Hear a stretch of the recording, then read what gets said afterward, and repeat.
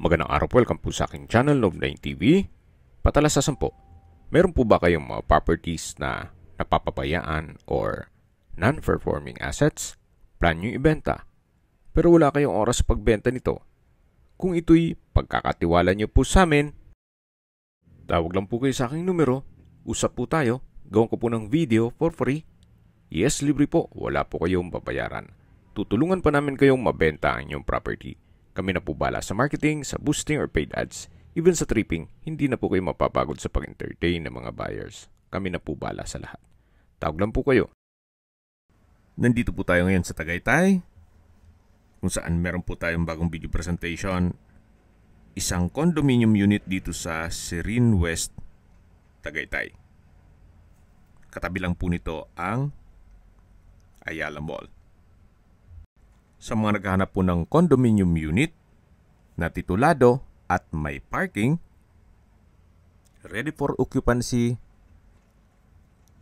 at ready na po for staycation business, o ipasok nyo sa Airbnb para maging income generating, ito na po yung hinahanap nyo. At sa presyo naman po nito, mamaya po sa dulong parte ng video, pag-usapan po natin ito, pati distance, location at travel time. Ang kagandahan po sa ganitong negosyo ay habang hindi nyo pa naman kailangan, kung busy kayo sa trabaho o nasa ibang bansa po kayo, ito'y maging income generating. At kontrolado nyo po ang booking sa Airbnb. At direct mong papasok sa account ninyo ang income nito. Nandito na po tayo sa hallway kung saan malapit na po tayo sa unit na binebenta. May floor area po ito na 30 square meters more or less. Then tungkol po sa mga furnishings, wala pong nabanggit si owner kung kasama yan. Pero siguro kung maibigan nyo po, pwede naman tayo makipag-negotiate kay owner. Ito po yung toilet and bath na may hand wash basin, bathroom cabinet with vanity mirror, then meron pong water closet with bidet, shower curtain, hot shower set, then wall-mounted towel holder. Naka-tile bathroom wall na rin po. Studio type lang po ito. Pero meron pong accordion sa dulo para may enclosure naman yung sa bedroom. Ito po yung kitchen. May wall-mounted kitchen cabinet, kitchen countertop, may LED light sa ilalim nito. Then meron din pong stainless sink with faucet at storage ng kitchen utensils. Dito naman po yung living area. Then dito po yung bedroom. Yan po yung accordion. Then meron pong window type aircon. At sa dulo naman yung glass window with blinds. Halos hindi naman po ito natirhan ni na owner. Gawa ng busy po sila sa trabaho at hindi naman po ito pinasok sa Airbnb o pinaupahan. Maayos naman po ang pintura ng ceiling at wall.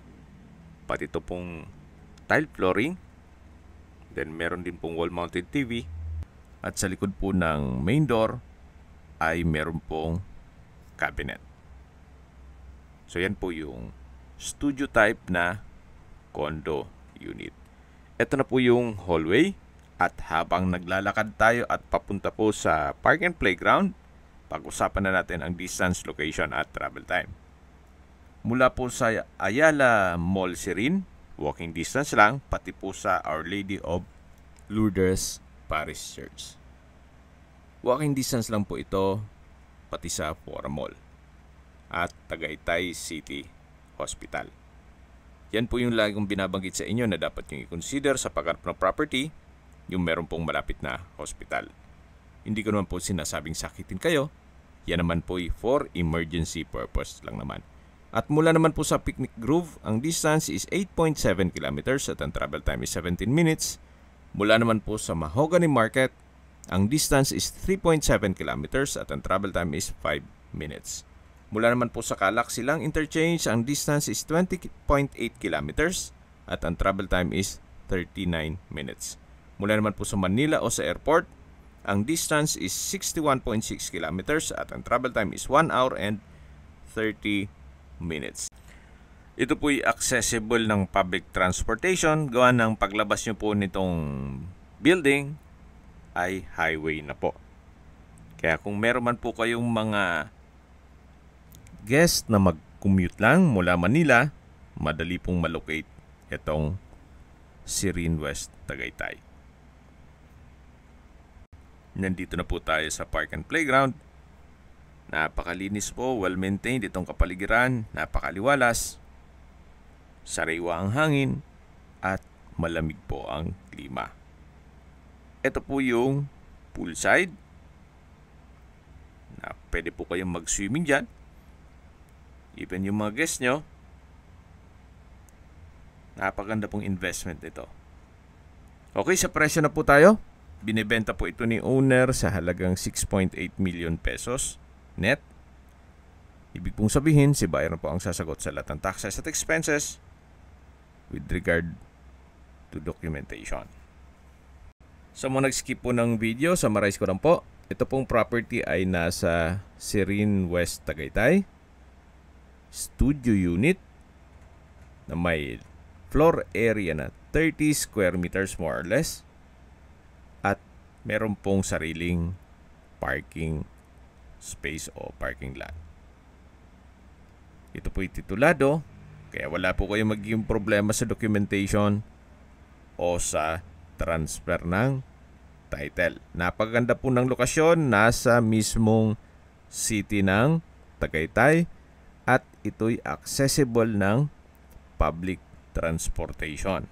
Kompleto po ang amenities at meron pong 24 hours security. At sa presyo, nabanggit ko na pero ulitin ko pa po. Ang asking price is 6.8 million pesos net.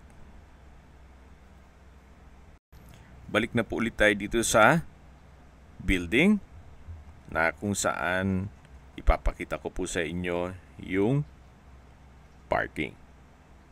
Ito po yung elevator. Then ito po yung entrance.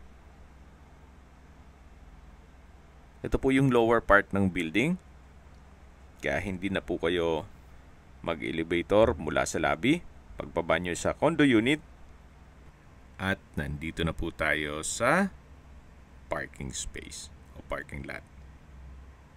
Yan po ang magiging parking ninyo. Sa mga interesado po at gustong magpaset ng tripping, kailangan po ahead of time. Huwag po ura-urada, gawa ng hindi po dito nakatira si owner. At yung mag-assist sa atin sa pagbukas ng condo unit. Kung may mga katanungan po kayo, tawag lang po kayo sa aking numero. At sa mga kababayan naman natin nasa ibang bansa, meron po akong WhatsApp, Viber at Telegram. Same number lang po, 0917-316-3399. Sa mga nagtatanong naman po ng aming Facebook, meron po aming Facebook page na Nov9TV at Facebook Reel Video. Meron din pong TikTok at Instagram. May ibang YouTube channel po kami, the Nov9TV channel,